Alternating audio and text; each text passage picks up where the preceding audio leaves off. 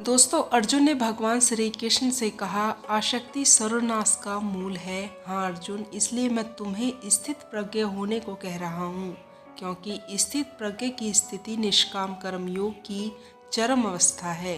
हे केशव, कृपया स्थित प्रज्ञ का कोई ऐसा स्पष्ट उदाहरण देकर समझाओ। भगवान श्री कृष्ण कहते हैं, हे अर्जुन, विशाल और अथाह सागर का स्वभाव स्थित प्रज्ञ मनुष्य की भांति होता है। नदी में यदि अधिक पानी आ जाए तो उस नदी में बाढ़ आ जाती है। उसकी तूफानी लहरें किनारों को तोड़कर चारों ओर तबाही मचा देती हैं। यही हाल एक शूद्र मन वाले व्यक्ति का होता है। थोड़ा सा धन, थोड़ी सी सफलता उसे हजम नहीं होती और वह धन और सफलता के नशे में चूर मर्यादाओं को तोड़कर एक ओछे व्यक्ति के समान हरकतें करने लगता है। हे अर्जुन, जो भोग विलास का भक्त होता है वह परमात्मा का भक्त कैसे हो सकता है? ऐसे मनुष्य जो बाहर से भक्ति का प्रदर्शन करते हैं परंतु मन से विषयों के चिंतन और उनकी आसक्ति में लीन रहते हैं, वे भक्ति का केवल ढोंग करते हैं। वो योगी नहीं, ढोंगी होते हैं। उन्हें मिथ्या चोरी कहते हैं। पार्थ, मनुष्य की बुद्धि स्थिर रहती है, अपने मन पर उसका नियंत्रण रहता है। स्थित प्रज्ञ को भोग और उपभोग में रस आसक्ति नहीं होती। वे शुभ और अशुभ वस्तुओं की प्राप्ति होने के बाद भी ना प्रसन्न होते हैं और ना ही दुखी होते हैं। पार्थ, ऐसे मनुष्य को पूर्ण विश्वास होता है कि ईश्वर सदा सर्वदा उनके साथ है, इसलिए वे किसी भी परिस्थिति में विचलित नहीं होते।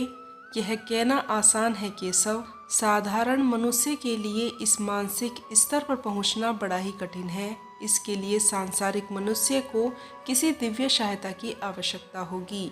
तुमने ठीक कहा अर्जुन, भागवत कृपा के बिना कोई भी कार्य सिद्ध नहीं हो सकता। इसलिए मनुष्य को अपने पुरुषार्थ के साथ साथ प्रभु की भक्ति का भी आश्रय लेना चाहिए। हे अर्जुन, परमात्मा की भक्ति करने से मन सात्विक हो जाता है और विष शक्ति पूर्णतः समाप्त हो जाती है, और यदि आसक्ति का नाश नहीं हुआ तो मनुष्य का सर्वनाश हो जाता है।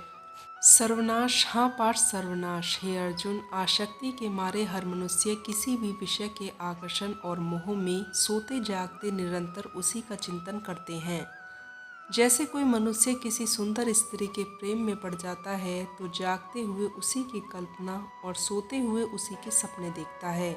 इस प्रकार निरंतर चिंतन से आसक्ति की नींव पर काम की भावना उभरने लगती है। काम या वासना में थोड़ी भी रुकावट आने से क्रोध का आगमन हो जाता है। जहाँ क्रोध होता है वहाँ अविवेकी भी है। जिस प्रकार प्रचंड वायु के झोंके से दीपक की ज्योति बुझ जाती है, उसी प्रकार काम जनित अविवेकी की आंधी से मनुष्य की स्मृति नष्ट हो जाती है। और जब स्मृति भ्रष्ट हो जाती है तब बुद्धि नाश में कितना समय लगता है। पार्थ, स्मृति का नशा होने पर जो दशा शरीर की होती है, ठीक वही दशा बुद्धि का नाश होने पर मनुष्य की हो जाती है। बुद्धि नाश के कारण मनुष्य का सर्वनाश हो जाता है। केशव, आसक्ति सर्वनाश का मूल है। हाँ अर्जुन, इसलिए मैं तुम्हें स्थित प्रज्ञ होने को कह रहा हूँ, क्योंकि स्थित प्रज्ञ की स्थिति निष्काम कर्मयोग की चरम अवस्था है। हे केशव, कृपया स्थित प्रज्ञ का कोई स्पष्ट उदाहरण देकर समझाओ। हे अर्जुन, विशाल और अथाह सागर का स्वभाव स्थित प्रज्ञ मनुष्य की भांति होता है। पार्थ, नदी में यदि अधिक पानी आ जाए तो उस नदी में बाढ़ आ जाती है। उसकी तूफानी लहरें किनारों को तोड़कर चारों ओर तबाही मचाने लगती हैं। यह हाल एक शूद्र मन वाले व्यक्ति का भी होता है। थोड़ा सा धन, थोड़ी सी सफलता उसे हजम नहीं होती और धन और सफलता के नशे में चूर वह मर्यादा तोड़कर एक ओछे व्यक्ति की तरह हरकतें करने लगता है। परंतु स्थित प्रज्ञ मनुष्य के लिए एक सागर की भांति की तरह होता है, जिसमें चारों ओर से नदियों का जल निरंतर जमा होता है, परंतु सागर उसी प्रकार शांत रहता है। नदियों का जल उसकी गहराई से गुम हो जाता है और सागर कभी अपने किनारे नहीं तोड़ता। उसके अंदर जल का स्तर वही रहता है। यही स्थिति प्रज्ञ की अवस्था होती है। इसी तरह जब सब प्रकार के भोग स्थित प्रज्ञ मनुष्य में किसी भी प्रकार का विकार उत्पन्न कराने में असमर्थ होकर उसी में समा जाते हैं, अर्थात स्थित प्रज्ञ मनुष्य समस्त भोगों का उपभोग करते हुए भी आसक्ति से मुक्त रहते हैं। पार्थ, ऐसे स्थित प्रज्ञ को परम शांति प्राप्त होती है। ऐसी स्थित प्रज्ञ मनुष्य की जगत का कल्याण करते हैं। लोक कल्याण करते हैं। सामान्य मनुष्य तो भोग के पदार्थों के पीछे दौड़ता हुआ अपनी जीवन यात्रा समाप्त कर देता है, परंतु स्थित प्रज्ञ मनुष्य की जीवन यात्रा जन कल्याण का उद्देश्य होती है। प्रभु भगवान श्री कृष्ण के कथन के अनुसार स्थित प्रज्ञ मनुष्य आसक्ति से मुक्त रहते हैं, परंतु जब कोई मनुष्य संसार में रहकर संसार को भोग रहा हो तो देखने वाले तो उन्हें भोगी ही समझेंगे ना। हाँ देवी, स्थित प्रज्ञ मनुष्य को इसकी चिंता कहाँ होती है कि कोई सांसारिक उसे क्या समझता है। वह संसार की भोग निराशक्ति भाव से भोगता है। ऐसे धीरमती पुरुष यदि किसी नाचने वाली का नृत्य भी देख रहे हों तो उनको भी वह भगवान की लीला समझकर देखता है। फिर कोई मनुष्य यह कैसे जान सकता है कि कोई व्यक्ति आसक्ति का मारा हुआ है या स्थित प्रज्ञ, वह भोगी है या योगी। देवी, जैसे चंद्रमा का असल रूप रातों के अंधेरे में दिखाई देता है, वैसे ही एक असली योगी का प्रकाश रात के अंधकार में प्रकट होता है, क्योंकि जिस समय सारा जगत सोता है उसी समय योगी अपने हृदय में ज्ञान का दीपक जलाकर मेरी भक्ति की साधना करते हैं। पार्थ, सामान्य मनुष्य रात्रि का अंधकार होने पर सो जाते हैं तथा सूर्योदय होने पर जाग जाते हैं, परंतु योगी की दृष्टि में देह का सोना या जागना महत्वपूर्ण नहीं है। कर्मयोगी ज्ञान के प्रकाश को दिन तथा ज्ञान के अंधकार को ही रात मान लेता है। पार्थ, विश्व के बारे में ज्ञान रात्रि के अंधकार के समान है। सांसारी मनुष्य की रात्रि के समय अज्ञानी नाशवान सांसारिक सुख भोगने में व्यस्त रहते हैं। ज्ञानी और योगी जागते हैं और परमात्मा का चिंतन करते हैं। धर्म और सत्य की राह पर चलना भी आत्मा की शुद्धिकरण का एक महत्वपूर्ण साधन है। श्री कृष्ण ने अर्जुन को यह स्पष्ट किया था कि केवल कर्म करने से ही आत्मा शुद्ध नहीं होती, बल्कि उसे धर्म और सत्य के मार्ग पर चलना होता है। धर्म का अर्थ केवल धार्मिक कर्मकांड नहीं है, बल्कि यह जीवन की वह धारा है जो हमें सत्य, ईमानदारी और दयालुता के मार्ग पर अग्रसर करती है। दोस्तों, जब हम धर्म और सत्य का पालन करते हैं तो आत्मा धीरे धीरे शुद्ध होने लगती है और वह अपने वास्तविक स्वरूप को पहचानने लगती है। श्री कृष्ण ने यह भी कहा है कि धर्म और सत्य का पालन करना आत्मा को माया के प्रभाव से बचाता है और उसे परमात्मा के निकट ले जाता है। मनुष्य का जीवन भौतिक बंधनों से भरा हुआ है। संसार की माया में फंसा हुआ व्यक्ति कभी धन, कभी शक्ति तो कभी प्रतिष्ठा की खोज पे भटकता रहता है। लेकिन श्री कृष्ण ने हमें यह सिखाया है कि उन भौतिक बंधनों से मुक्त होकर ही परमात्मा के मिलन की ओर अग्रसर हो सकते हैं।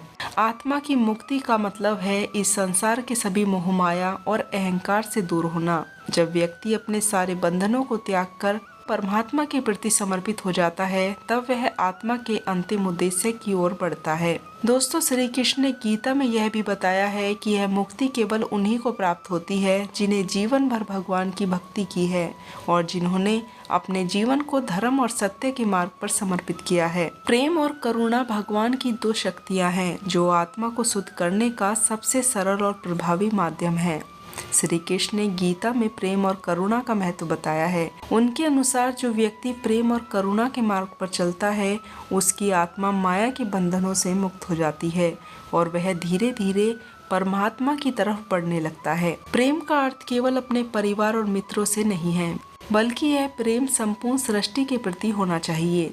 जब व्यक्ति सभी प्राणियों में भगवान का अंश देखता है और उसके प्रति प्रेम और करुणा का भाव रखता है तो उसकी आत्मा शुद्ध होने लगती है। करुणा के बिना प्रेम अधूरा है और करुणा के साथ प्रेम आत्मा को परमात्मा से मिलने की तरफ अग्रसर करता है। दोस्तों, भगवान श्री कृष्ण का सबसे महत्वपूर्ण संदेश यही है कि आत्मा का अंतिम लक्ष्य परमात्मा से मिलन करना है।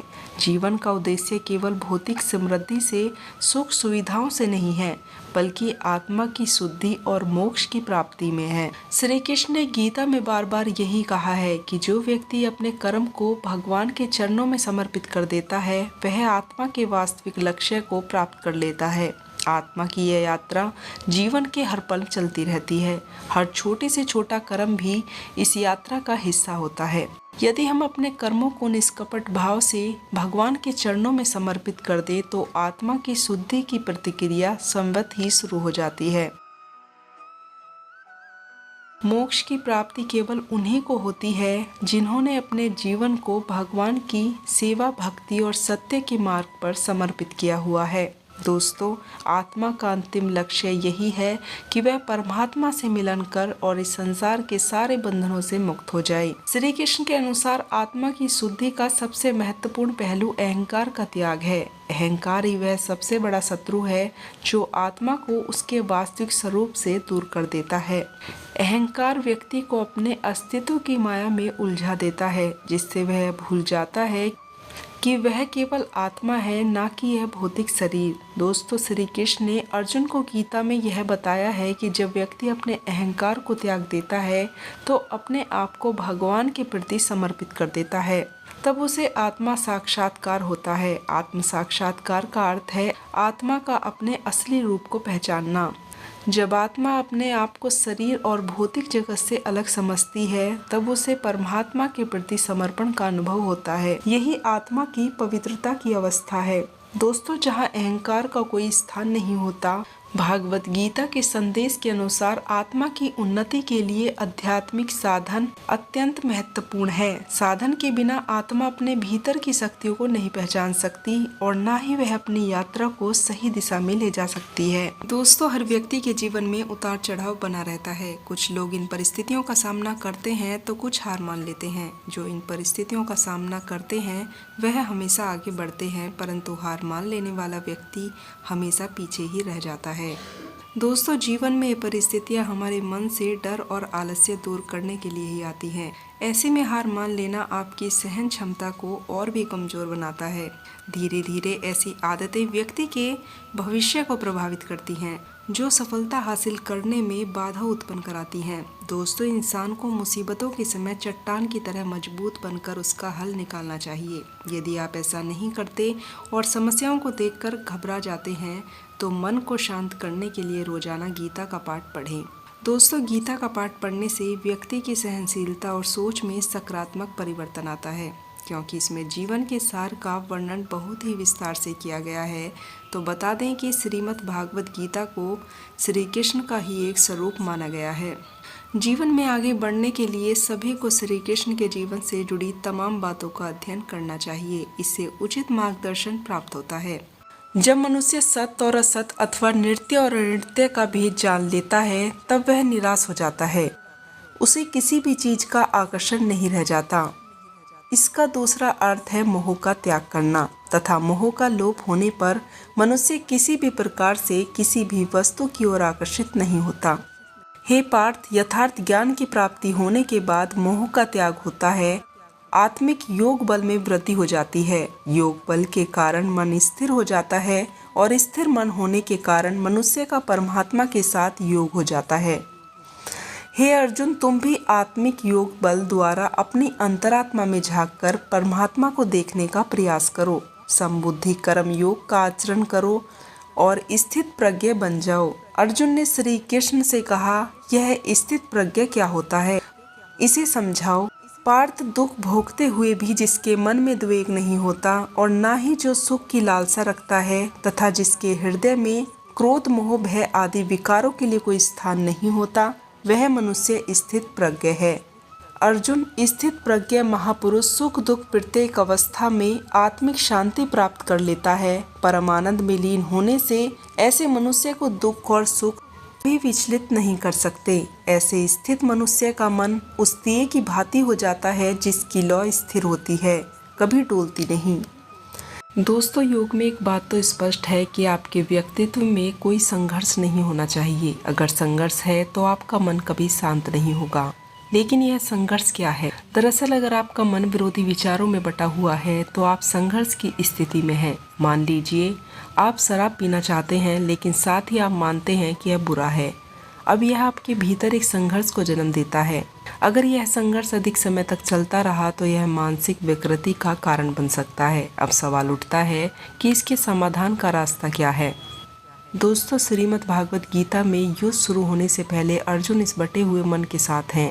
वह भगवान श्री कृष्ण से कहते हैं कि मन को वश में करना बड़ा ही कठिन है, क्योंकि मन बड़ा ही शक्तिशाली होता है। भगवान श्री कृष्ण ने बताते हैं, यह हवा को नियंत्रित करने जितना मुश्किल है।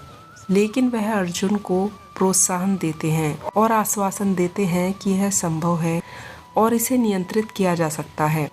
दोस्तों, भगवान श्री कृष्ण इसके लिए रास्ता भी बताते हैं। वे अर्जुन से कहते हैं कि जब भी उसका मन बाहर की ओर जाए और बेचैन हो जाए तो उसे सीधे वापस अंदर की तरफ लाना चाहिए। लेकिन मन को नियंत्रित करने का यह अभ्यास क्या आम लोगों के लिए आसान है? क्योंकि आज का मनुष्य मानसिक तौर पर बड़ा ही अस्थिर है, वह तामसिक गुणों से भरा हुआ है। तो ऐसे लोगों के सामने मन को नियंत्रित करने का कोई अन्य उपाय नहीं है। दोस्तों, गीता में भगवान श्री कृष्ण इसके लिए अभ्यास और वैराग्य की बात बताते हैं। इसका मतलब यह है कि आपको अपने विचारों को नियंत्रित करने का प्रयास नहीं करना है, बस खुद को उससे अलग कर लें। आप बस उन्हें एक गवाह, एक दृष्टा की तरह देखते हैं। आपका दृष्टिकोण यह होना चाहिए कि मैं विचार नहीं हूँ, मैं केवल विचार प्रक्रिया का गवाह हूँ। यह वैराग्य है, मन में आने वाली किसी भी विचार के प्रति आसक्ति न होना। दोस्तों, जब आप इस दृष्टिकोण को विकसित करते हैं तो आपका मन शांत और शांत हो जाता है। इस प्रक्रिया में आप अपने व्यक्तित्व के साथ संघर्ष में नहीं हैं, विचारों का कोई द्वेग नहीं है, आप महज एक दृष्टा हैं। दोस्तों, गीता में भगवान श्री कृष्ण कहते हैं कि मन हमारा शत्रु है, लेकिन वह हमारा मित्र भी है। इसमें कोई संघर्ष नहीं होना चाहिए। मन को संघर्ष मुक्त करने के लिए योग में और भी कई उपाय बताए गए हैं।